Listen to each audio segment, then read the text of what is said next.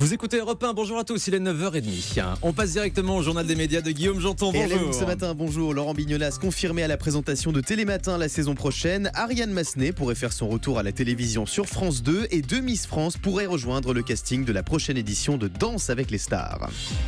Et on commence donc avec Laurent Bignolas, nouveau présentateur de Télématin dès la rentrée prochaine. France 2 a officialisé la nouvelle vendredi. C'est donc le journaliste de France Info et présentateur du 6h Info de France 2 qui succédera à William Lémergie la saison prochaine à la présentation de Télématin.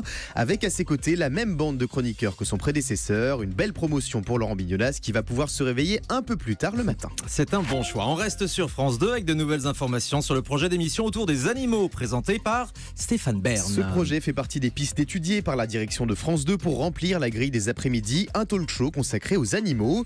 Baptisé On n'est pas des bêtes, cette émission dont le pilote a été tourné ces derniers jours est animée par Stéphane Bern avec plusieurs chroniqueurs autour de lui.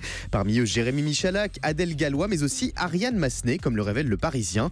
L'ancien acolyte de Michel Denisot sur Canal+ pourrait donc faire son retour télévisuel sur France 2 la saison prochaine. France 3 va diffuser un documentaire consacré à Rafael Nadal. Au lendemain de la 10e victoire de Nadal à Roland-Garros, la chaîne du service public a décidé de bouleverser ses programmes pour rendre hommage à l'incroyable carrière de ce monument du tennis. Ce soir et demain soir à 20h05, les téléspectateurs de France 3 découvriront La Décima des Nadal, un documentaire inédit découpé en 2 épisodes de 13 minutes consacré aux coulisses du parcours de Rafael Nadal à Roland-Garros, entre séances d'entraînement, entretiens avec les coachs et moments d'intimité. France 3 toujours, la chaîne décide de déprogrammer la série The Five. Cette série anglaise écrite par Harlan Coben est un vrai succès outre-Manche, mais malheureusement elle n'a pas trouvé son public en France. Après une diffusion encryptée sur Canal+, les 4 premiers épisodes diffusés en prime sur France 3 n'ont rassemblé qu'1,4 million de téléspectateurs en moyenne. Des scores insuffisants pour la chaîne du service public qui a pris la décision de déprogrammer The Five. À la place, France 3 rediffusera dès cette semaine des épisodes de la série Meurtre A. Et puis Christina Cordula lance aujourd'hui sa nouvelle émission La robe de ma vie. La célèbre styliste d'M6, fraîchement mariée, lance aujourd'hui à 16h20 un tout nouveau programme quotidien baptisé La robe de ma vie. Le concept des jeunes femmes choisissent en boutique et en famille la tenue la plus magnifique pour leur mariage. Christina Cordula nous explique en avant-première quel sera son rôle dans cette émission. On l'écoute au micro européen de Paul-Henri Alain. Il n'y a pas de concours, il n'y a pas de jugement, je ne donne aucun conseil, je raconte cette histoire. C'est-à-dire que je ne suis même pas in loco, je suis de loin, je présente la famille. À chaque moment, un peu de l'émission, j'interviens pour raconter l'histoire, pour appuyer à quelque chose. Mais je ne donne jamais mon avis. C'est un autre exercice, c'est sympa aussi. Voilà, Christina Cordula dans La robe de ma vie, ça commence aujourd'hui à 16h20 sur M6. Clap de fin pour Polonium, l'émission de Natacha Polony sur Paris Première. La chaîne de la TNT payante a décidé de ne pas re-signer l'émission hebdomadaire de débat sur l'actualité que Natacha Polony présentait depuis 2015, comme elle l'a révélé dans le tube de Canal+ ce week-end.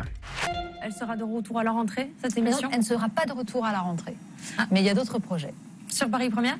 Non, mais on va voir. Je pense qu'il y a toujours une place pour des émissions comme ça et que parfois des chaînes de télévision veulent aller vers des choses moins intellectuelles, comme on me dit. Il y a d'autres. Je pense qu'il y a beaucoup de gens qui aspirent à du débat d'idées, qui aspirent à de la réflexion, et qu'il y a énormément de citoyens aujourd'hui qui ont un appétit justement de réflexion.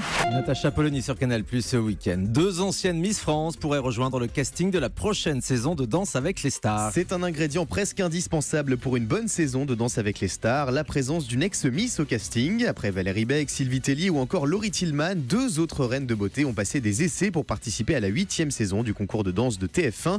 Camille Serre et Delphine Vespicer qu'on retrouve dans Fort Boyard sur France 2. Cette prochaine saison de Danse avec les stars lancée à la rentrée sur TF1 sera marquée par l'arrivée d'un nouveau présentateur à la place de Laurent Ornac dont on ne connaît pas encore le nom pour le moment. Et on termine avec le chiffre du jour. 9 500 000, c'est le nombre total de téléspectateurs branchés devant TF1, France 2 et France 3 pour suivre la soirée du premier tour des législatives. Ils étaient 3 700 000 devant TF1, 4 millions devant France 2 et 1 800 000 étaient branchés sur France 3. D'une manière générale, cette soirée électorale a été moins suivie qu'il y a 5 ans. Voilà, donc France 2 a battu la soirée électorale de TF1 en première partie de soirée.